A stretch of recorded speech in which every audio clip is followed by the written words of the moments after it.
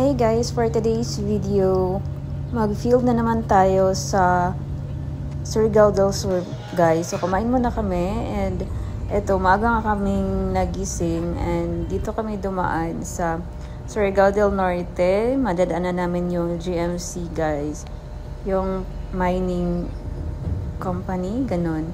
And ito na nga, papunta na kami. And maganda din pala yung view na makikita mo kapag dito ka dumaan, no?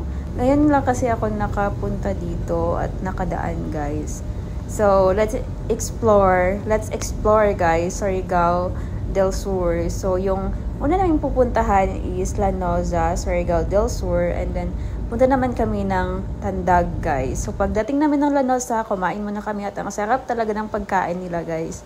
So, parang hindi siya surfing capital, pero nakalimutan ko, basta it's about surfing din yung tourism nila dito. So, ngayon, papunta na kami ng Tandag at dito kami magstay ngayong gabi, guys. Ayan. And then, ito na nga, papasok na kami sa dorm kasi ayos muna namin yung mga gamit namin. And ito, naglalakad tayo, guys. Pagkatapos nito, lalabas kami kasi maghahanap kami kung saan kami kakain. At ito na nga, naghahanap na kami guys, saan ba kami kakain. And finally, nakakita na rin kami ng kakainan. So ito, lechon, yun talaga yung kinain namin kasi sobrang gutom kami. Nabash na ang inom ko. We're in Tandan.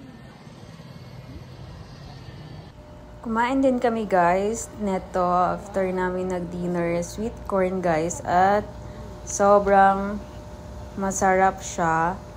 So you should try this pagkain guys. Ito na guys, balik na kami sa dorm and pumunta muna kami ng 7-Eleven kasi may binili kami. At ito, naglakad lang din kami papuntang dorm kasi malapit lang naman guys.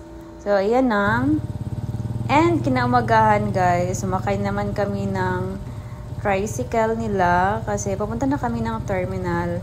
Uuwi na guys. So ito kami guys. Haggard na haggard guys.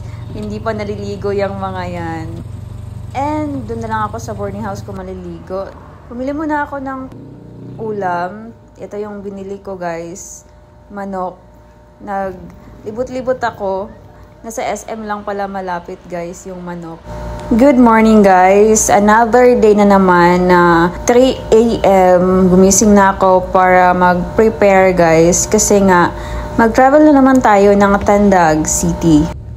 Eto guys, nakasakay na tayo ng bus. And yun nga, nakarating na kami dito sa Tandag guys. At papunta na kami ng office nila.